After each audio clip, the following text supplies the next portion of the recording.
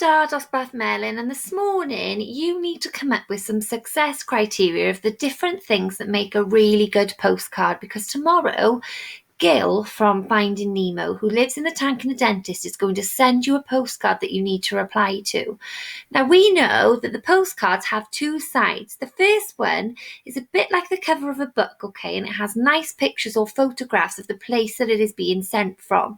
So as we can see here, this postcard here, where do you think it's from? It's nice and clear. It's got the name written across there. It's got different pictures from around that place, and it is London.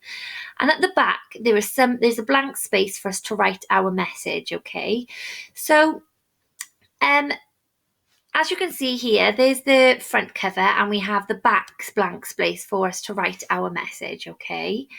Now, when we write a postcard, this is an example of one from Scotland, and there are different things that we must make sure that we include on our postcard, okay?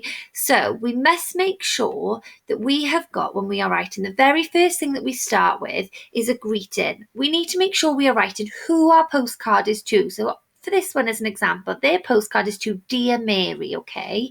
So you can write hello, you can write good morning, good afternoon, hi, whatever you would write on the start of your postcard as a greeting, and the name of the person so that they know where it's going to, okay, who the postcard is going to.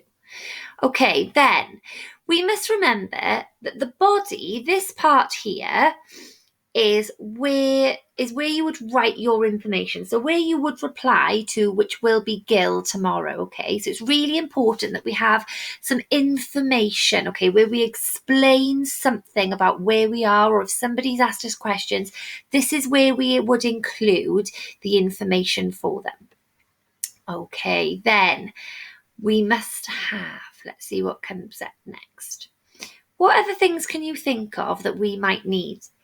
We need to make sure that when we have written the body, the information on our postcard, on the blank side, we need to make sure that we write who our postcard is from. It's no good just sending a postcard and them not knowing who it's from.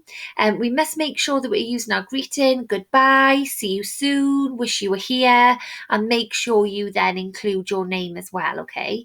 Now, the other really, really important thing that we then need is your friend's address. It's not going to be our friend, it's going to be Gil, okay? And I will give you that address tomorrow before you write your postcard back to Gil in the tank in the dentist's room. So it's really important here that you write who, the address, and the name of who it's to. So when it gets posted through their door, they know who the postcard is for. And this blank space here, can you remember what this is for? Diane, that's it. It's for a stamp, isn't it? Okay, so that we can, when we post it, it gets put in the post.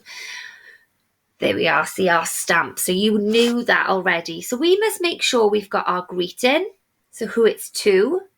We must make sure we've got our body of the writing, the information, okay, that Gil is asking us to give to him. He will be asking you some questions. So it's where we're going to give our explanation. It's give the answers.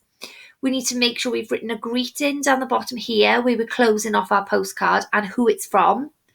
We need to make sure we have the address so that we know where the postcard is going, and the stamp, okay, to make sure that we know where the postcard it can be put in the post. On the opposite side of your postcard then, the blank space, you need to make sure you're drawing a picture, and make sure your picture goes with the writing that you have put in here. Now remember, finger spaces, full stops, capital letters, they are a must, okay? So please don't forget to use those in our writing. These are things that we need to start remembering every time we do our writing activities. Okay, so have a think about the success criteria, the things that we need to make a really good postcard, the features that it needs, and write them down in a little tick list, with a box where you can tick it off, because when you've written your postcard tomorrow, you can look at your success criteria and mark off all of the wonderful things that you've included to make your postcard the very best. Can't wait to see your success criteria soon. Bye, guys.